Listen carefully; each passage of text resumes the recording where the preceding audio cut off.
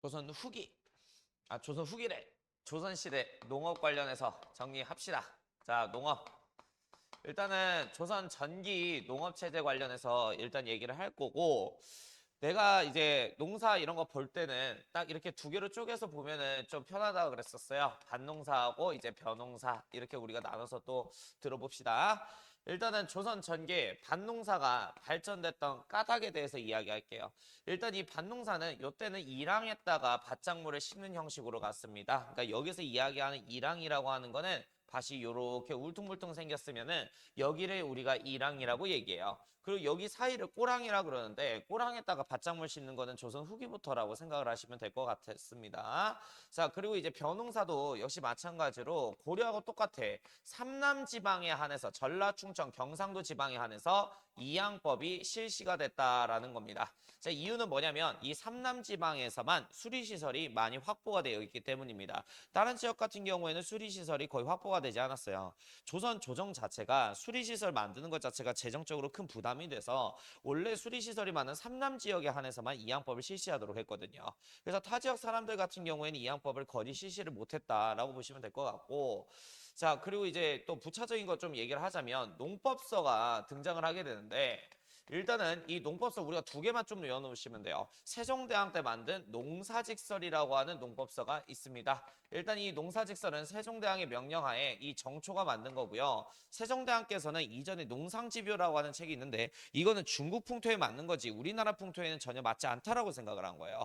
자, 그래서 세종대왕의 명령에 따라 우리나라 풍토에 맞는 각 농사 노하우까지 집대성되어 있는 농사직설이라고 하는 농법서가 간행됨에 따라서 농사 노하우가 각 전국에 확대됨에 따라서 농업 생산량이 이전보다 크게 증가하게 되었다. 자, 그 다음에 금양잠록이라고 하는 농법서가 등장을 하게 되는데 이 금양잠록은 그 성종 때 신하였던 강희맹이라고 하는 사람이 있어. 강희맹. 근데 이 강희맹이가 나이 들고 이제 은퇴하고 나서 그 사람의 고향이 경기도 금양현인데 자기 고향 내려가서 농사 막 짓다가 터득한 농사 노하우를 백성들을 위해서 집대성해 놓은 게 금양잠록이라고 하는 농법서입니다. 그러니까 이런 이제 농법서의 등장으로 인해서 농업 기술력이 많이 증가됨에 따라 당연히 농업이 성장하게 된 거고요. 자, 그리고 이제 못 쓰는 황무지를 쓸 수 있는 땅으로 개간하는 것을 장려하게 됩니다. 그래서 세금 감세의 혜택 같은 거를 줌에 따라서 농업이 크게 발전하게 되었다. 자, 그리고 또 하나 더 있어. 사직단이라고 하는 곳이 있거든. 자, 이건 1단원에서도 배웠을 텐데 사직단은 뭐 하는 곳이냐면은 농사가 잘 돼야 세금도 많이 거둘 수도 있는 거고 또 나라 재정도 튼튼해지는 거 아닙니까? 그래서 땅을 관장하는 토지신과 곡물을 관장하는 곡물신에게 제사 지내는 제사장을 사직단이라고 얘기를 해요. 또 선농제라고 해가지고 농사를 주관하는 신농시 즉 선농시한테 제사를 지내는 그런 이제 제사 예법도 있습니다. 조선 전기 농업 관련해서 끝났고요. 이제 조선 후기 농업으로 가겠습니다. 조선 후기 농업.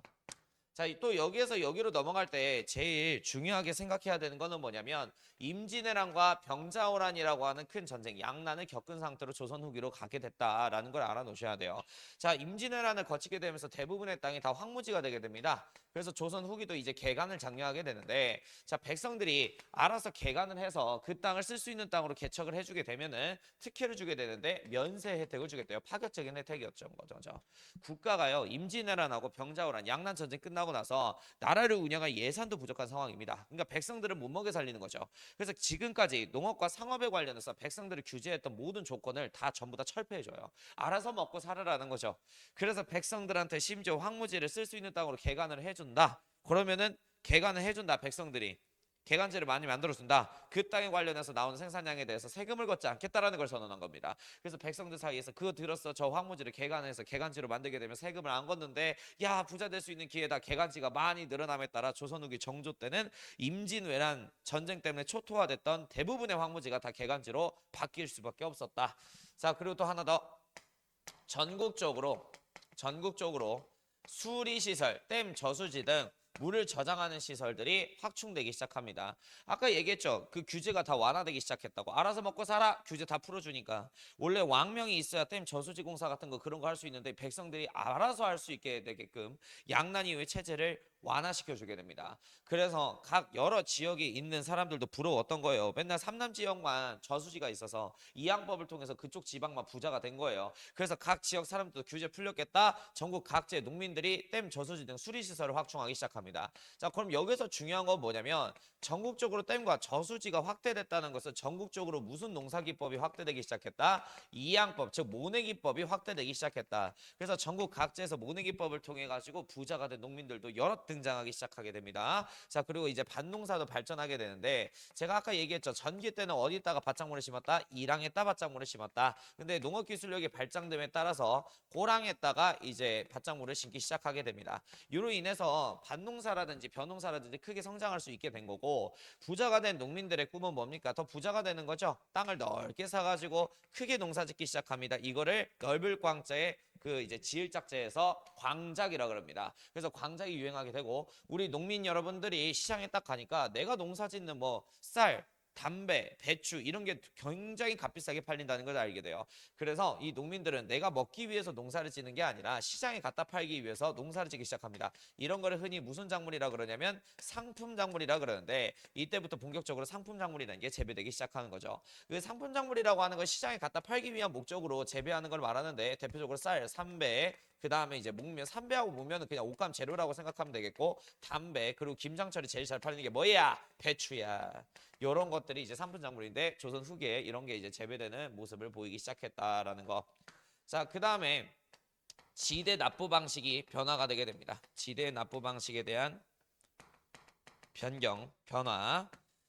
자, 일단은 땅을 갖고 있는 농민을 뭐라고 통칭하냐면 자영농이라 그래. 그러니까 어느 정도 경제력이 있는 농민들인 거죠. 자기 땅 갖고 자기 땅에서 농사 짓는 애들. 근데 경제력 없는, 내 땅이 없는 농민들을 소작농이라고 칭하는데, 땅이 없는 소작농 같은 경우는 누구하고 결탁하면서 먹고 살 수밖에 없어? 땅을 갖고 있는 지주 밑에 들어가서 먹고 살 수밖에 없는 거야. 지주나으리, 제가 땅이 없어서 그러는데 지주나으리의 땅을 빌려주시면 그쪽 땅에서 경작해서 나오는 생산량 몇 %만 떼주십시오. 이렇게 품삯 얻어먹고 살겠습니다. 땅이 없는 소작농들은 그래서 땅을 많이 갖고 있는 지주 밑에 들어가서 농사를 짓기 시작하는데, 자, 지주하고 소작농이 처음에는 계약을 했을 때 병작 반수제라고 해가지고 타조법으로 계약을 했었어요. 그러니까 이 타조법은 뭐냐면 일종의 비율제인 거죠. 그래서 지주가 소작농한테 자, 이 땅에서 만약에 100가만이 나오잖아, 5대5로 나누자, 이렇게 이제 처음에는 비율제 계약을 했었는데, 임진왜란 전쟁을 거치게 되면서 대부분 땅이 황폐화됐단 말이야. 그러니까 원래 여기에서 100가마니 정도 나왔으면 지주가 50가마니, 소작농 100명 정도가 뭐 50가마니를 나눠 갖는 형식이었는데, 갑자기 100가마니에서 생산량이 50가마니 뚝 떨어진 거야. 그럼 5대5 계약이면 원래 50가마니 먹었던 지주가 25가마니밖에 못 먹는 거잖아. 그러니까 지주는 어떻게든 간에 50가마니를 먹고 싶어. 그래서 소작농 불러다가 깡패짓거리를 해요. 계약 방식을 바꾸재. 도조법으로. 도조법이 뭐냐면 비율제가 아니라 정액제입니다. 그래서 이 땅에서 몇 가마니가 나오든 간에 그냥 무조건 나한테 50가마니를 지대로 납부를 하라는 거죠. 자, 근데 이게 나중에 소작농한테 큰 이득이 되게 됐는데, 자, 소장농한테 왜 이윤이 되는 계약 방식이었냐면은, 지주가 일단 당장에 나오는 쌀가마니가 매년 50가마니가밖에 안 나오니까 50가마니 다 가질 수 있는 거예요. 그리고 지주가 소장농들한테 이렇게 얘기하는 거죠. 야, 소장농들아, 이게 사실 불리한 계약이 아니다. 니네들이 농사 잘 져서 200가마니 나오잖아. 나 50가마니밖에 못 먹고 니네 150가마니 먹는 거 아니야. 오히려 니네들이 이득이야. 그래서 소장농들은 일단 50가마니밖에 안 나오는 상황에서 아, 씨 바꿔 하면서 지주하고 계약을 체결하게 되는데, 나중에는 황무지가 다 개간된다 그랬잖아요. 때문에 수리시설도 많이 만들어지게 되고, 그래서 원래 여기에서는 50가마니밖에 안 나오는데 갑자기 250가마니 나오기 시작하는 거야. 그러니까 소작농들이 더 많이 갖게 되는 이러한 이제 계약 방식이 도조법 계약 방식에 대한 결과물이었다. 이렇게 알아두시면 되겠습니다. 자, 그러면 이 조선 후기 농업의 발전으로 인해서 부자가 된 누가 등장해? 분농들이 등장을 했다라는 게 포인트가 되겠습니다. 분농들이 등장했다. 됐죠? 상업 발전으로 넘어가도록 하겠습니다. 자, 조선 전기의 상업 발전. 상업으로 갈게요. 상업. 조선 전기에 일단 한성에 가장 유동인구가 많은 지역이 종로란 말이야. 근데 이 종로는 유동인구가 많으니까 뭐가 설치돼 있겠니? 국가가 운영하는 시장, 시전이 형성돼 있겠죠. 이 종로 시전에서 장사하는 합법상인을 뭐라고 통칭하냐면 시전상인 집단이라고 얘기를 하는 거야.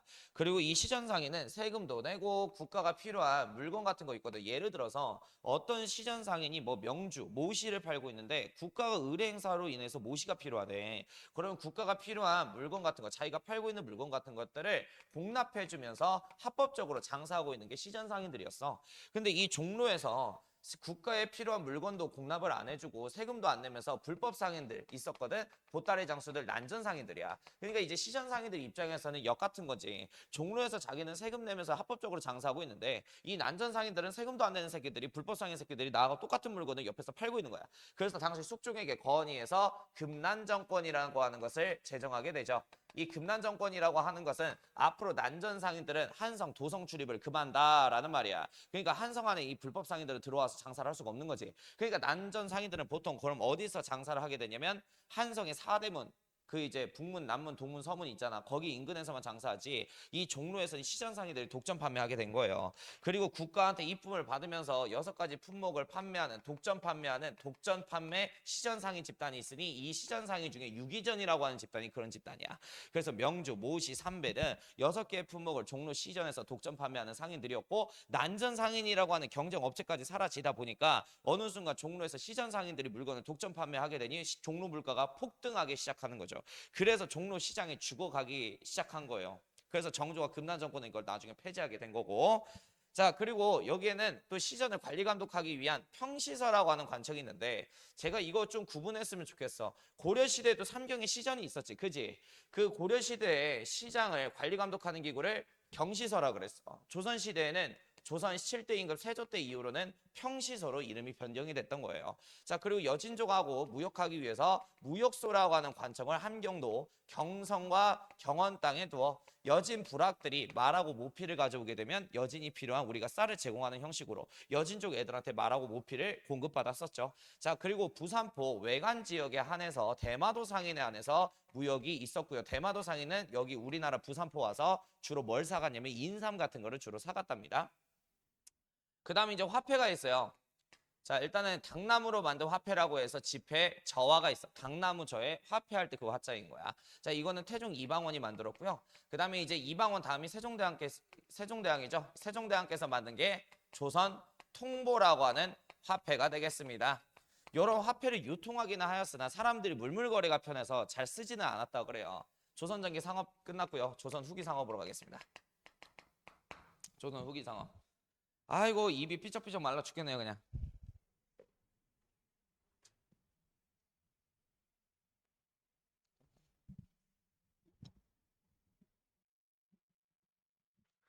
조선 후기 상업체제 가겠습니다. 자, 아무튼 이제 조선 후기 상업경제 발전에 영향을 끼쳐주게 된 거는 숙종이 제정한 금난정권이 폐지된 게 가장 큰 영향을 주었죠. 금난정권 숙종 때 시전 상인들의 불만을 토로하죠. 종로에서 우리들은 합법적으로 세금 내고 장사를 하는데 왜 세금도 안 내는 불법 상인 난전 상인 새끼들이 같은 종로 상거리에서 장사를 합니까? 이거 잘못된 거 아닙니까? 바로 잡아 주십시오. 그래서 숙종이 이 내용을 딱 듣고 보니까 일리가 있어. 왜 세금도 안 내는 불법 상인 새끼들이 종로에서 장사하고 지랄이야? 난전 상인들을 도성 바깥으로 쫓아냈죠. 그게 금난정권인데 그 이후에 종로에서 시전 상인들이 물건을 독점 판매하다 보니까 물건을 겁나게 펌핑해서 팔기 시작하는 거야, 가격을. 그러니까 사람들이 물가가 너무 높아버리니까 종로시장을 찾지 않아 종로시장이 다 죽어버리게 되는 이런 결과물이 있게 되죠. 그래서 정조 때 영의정 최재공이 시전 상인들의 독점 판매업이 너무 과하다시피 간다라는 거예요. 그래서 물가가 올라가서 사람들이 종로시장을 찾지 않으니 종로시장이 다 죽어가고 있대. 그래서 종로시장 활성화를 위해서 난전 상인들을 도선 안으로 끌어들이소서. 그래서 이거를 신해년에 상공호에 관련된 규제가 완화됐다 해서 신해통공 정책이라고도 얘기하는데 금난 정권이 폐지된 이래로 이제 난전 상인들이 조선 후기 정조대왕 이후에 종로 들어와서 시전 상인들하고 경쟁하면서 장사하기 시작하는 거야. 그럼 이제 시전 상인들은 경쟁업체가 생겼으니까 물건의 가격을 어떻게 할 수밖에 없어? 낮출 수밖에 없어. 이렇게 해서 물가 안정화돼서 조선 후기에 상업경제가 발전할 수밖에 없었다. 자, 그 다음에 대농법 실시 이후에 국가가 필요한 물건들을 사오는 공인상인의 등장이 바로 이제 시장경제 발전에 영향을 끼쳐주게 된 거야. 자, 그럼 공인은 왕이 예를 들어서 횡성 한우 먹고 싶어 이러면 국가 돈을 갖고 민간 시장에 가가지고 물건을 사다 주는 거잖아. 그래서 이 공인의 등장으로 인해서 조선 후기에 민간 시장이 크게 발전할 수밖에 없었고 얘네들이 소 한 마리 사기 위해서 쌀 20가마니를 횡성까지 이어가 수레에 너무 불편하잖아. 그래서 얘네들은 간단하게 갖고 다닐 수 있는 화폐를 통해서 물건을 사왔기 때문에 화폐 경제 역시 공인 덕분에 발전할 수밖에 없었다라고 보시면 될 것 같아요. 자, 그리고 이제 국제무역을 하면서 돈을 벌게 된 상인들이 있는데 자, 요거는 무조건 지도 문제가 나오니까 지도 위치를 꼭 기억해 주세요. 자, 여기 의주 있죠. 이 의주 지역에서 청나라 상인들을 대상으로 개시무역과 후시무역, 즉 조공무역을 통해서 이득을 봤었던 상인들이 있는데 의주 증강 지역에서 무역하고 있는 만상이라고 하는 상인입니다. 그래서 이 만상은 청나라 상인을 대상으로 개시무역과 후시무역을 통해서 이익을 본 상인 집단을 말해요. 자, 그 다음에 평양입니다. 평양. 평양을 조선시대에는 유경 이렇게 불렀어요. 그럼 선생님 왜 평양을 유경이라고 통칭을 했나요? 평양이 버들나무가 많단다. 그래서 이게 버들나무 도시 경자야. 버들나무 도시라는 뜻인데 유경에서 장사하고 있는 상인들을 뭐라고 통칭하냐면 유상 이렇게 불렀대요. 자, 그리고 옛 고려의 수도 송악에서 장사하고 있는 상인들이 있는데 이 송악에서 장사하고 있는 상인들을 송상 이렇게 불렀고 송상은 전국적으로 유통업을 하는데 전국적으로 그래서 지부를 깔아놓게 되니 그 지부 이름이 송방이라고 하는 지부가 있습니다. 자, 그리고 한강 있죠. 한강. 한강에서 장사하는 애들은 수도경, 강강, 이 경강이라는 표현이 한강인 겁니다. 자, 그래서 경강상인 주로 곡물업을 했다 그래요. 자, 그리고 부산 동네 외관에서 초량해관 등에서 대마도 상인을 대상으로 일본인들과 교역을 통해서 부를 얻게 된 내상이 있습니다. 부산 동네 외관이 있어요. 그래서 동네에서 무역한다. 내상. 그래서 얘네들은 일본인하고 무역을 하는 거죠.